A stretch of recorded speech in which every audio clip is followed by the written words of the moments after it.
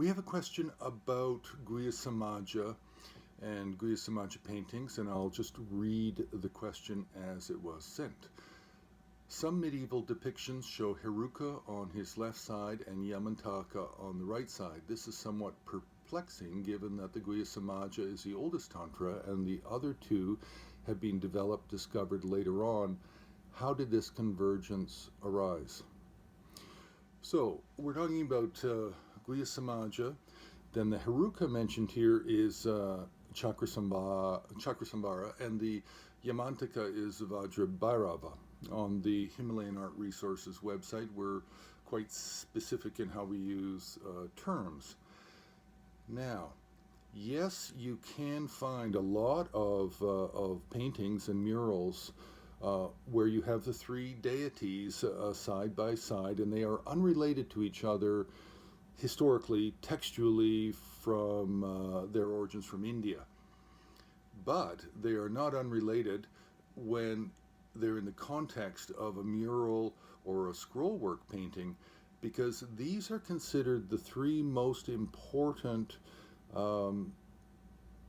highest yoga, tantra, meditational deities of the Gelug tradition, based on the writings of the founder Tsongkhapa and his prominent students and later commentators on these philosophical and meditational texts.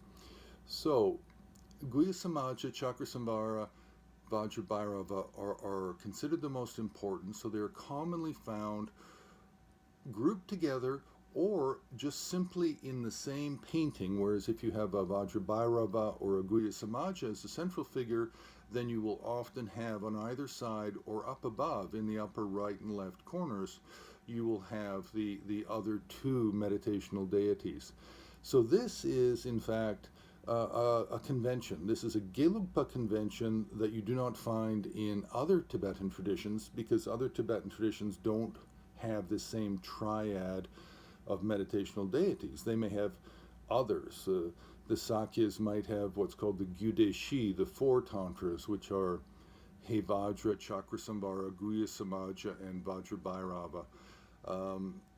The Jonangpas would have Kala Chakra first, then Hevajra, then Chakrasambhara.